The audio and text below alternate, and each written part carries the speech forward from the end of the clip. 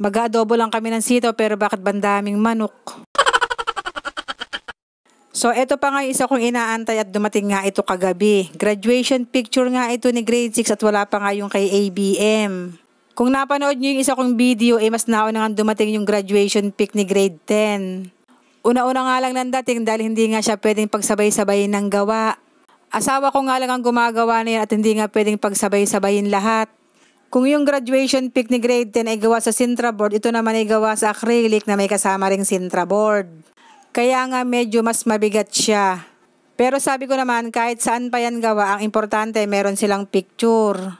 Ay talaga naman pong hindi maiwan ng tenga. Ang tawag nga kasi sa amin ay pamilyang harangan dahil puro nga daw harangan ng aming mga tenga. At kinabukasan nga, bali kaninang umaga ngayon, maaga nga akong gumising at ginising ko na nga rin si Criminology dahil meron nga akong pick up ng order. Pinagkapi ko nga lang si Criminology dahil hindi pa nga ako nakakaluto pero ang aking inay ay hindi nga pumayag na hindi kakain ng kanin si Criminology bago nga umalis. Pinagprito nga niya si Criminology na isang itlog at buti na lang talaga meron na nga silang sinaing. At nung makaalis nga si Criminology ay tsaka pa lamang talaga ako nakapagluto. Nagsalang na nga ako ng kanin sa diuling at pagkatapos nga ay mag-aadobo nga kami ng manok dito nga sa may dikahoy. Busy ako pagbibideo kaya hindi ko nga alam na nakapaggisa na pala ang aking inay ng bawang, sibuyas pati na nga ng manok. At nung medyo magisa-gisa na nga ang manok ay sinunod na nga itong sitaw. Hinalo-halo lang iyan at pagkatapos naman inilagyan na nga ng toyo pati na nga ng pamintang pino. Nilagyan na nga rin pala yan ng suka pati na nga ng oyster sauce. At hindi na nga tayo maglalagay ng mga kung ano-ano pang pampalasa dahil nga yung oyster sauce pa lang ay malasa na. At hahalo-haluin nga lang iyan hanggang sa kumati nga ang sabaw. Para hanggang kumakati nga ang sabaw ay lumalambot naman ang manok pati na nga ang sitaw. At dahil malapit na nga maluto ang aming ulam ay sabi ko nga kay grade 6 ay magkanaw nga siya ng juice. Sobrang init nga kasi ng panahon at masarap din naman kumain kapag nga merong ganitong inumin. At madalang na nga rin kami makatikim ng mga ganyan dahil hanggang malamig na tubig na nga laang kami. At luto na nga ang aming adobong manok na may konting sitaw kaya nga eto naghahanda na nga akong kumain. Ay tayo po ay kumain na. Salamat po Lord sa araw-araw na blessings. Kapag nga ganitong Sabado o kaya ay Linggo ang almusal namin at tsaka tanghalian ay iisa na.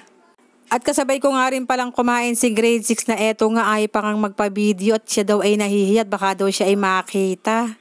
Ang sabi ko naman ay bakit ka naman mahihiya, pogi ka naman. Charing. At maya-maya nga lang ay dumating na nga si Criminology.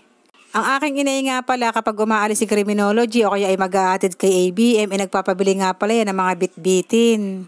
Kaya kung mapapansin nyo, medyo madalang na nga akong umuwi ng bayan dahil nakakapagpabili nga siya kay Criminology kapag nga umaalis. At umuwi lang talaga ako ng bayan kung halimbawang mga bigas na yung bibilin dahil hindi naman siya pwedeng isakay sa motor ni Criminology.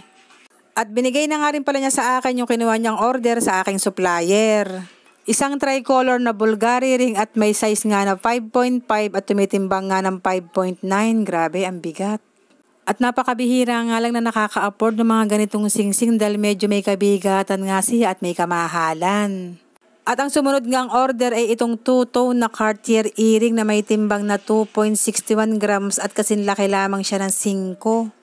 At dahil medyo malayo nga ang umorder niyan at hindi nga taga rito, ipapadeliver ko pa nga yan kinabukasan. At dun nga sa umorder ay madam, maraming salamat po sa tiwala na ipinagkalob niyo po sa akin. Sa uulitin po charing. At maya-maya naman ay dumating naman tong order ni Criminology na side mirror nga ng kanyang motor. Sabi nga namin sa kanya ay sukat ba? Ay sabi naman niya ay kung sakali mang hindi sukat ay gagawa na lamang niya ng paraan. At i-flex ko na nga rin pala yung nag-comment doon sa in-upload kong video sa YouTube. Opo, nag-upload din po ako ng mga video sa YouTube. Pagkatapos ko po kung i-upload sa Facebook ay ina-upload ko rin po sa YouTube dahil ang YouTube at ang Facebook ay magkaiba naman po yan ng platform.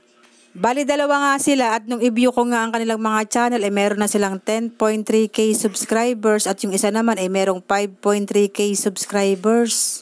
Ay hello po sa inyo at salamat naman po at nanonood po kayo ng aking mga video sa YouTube.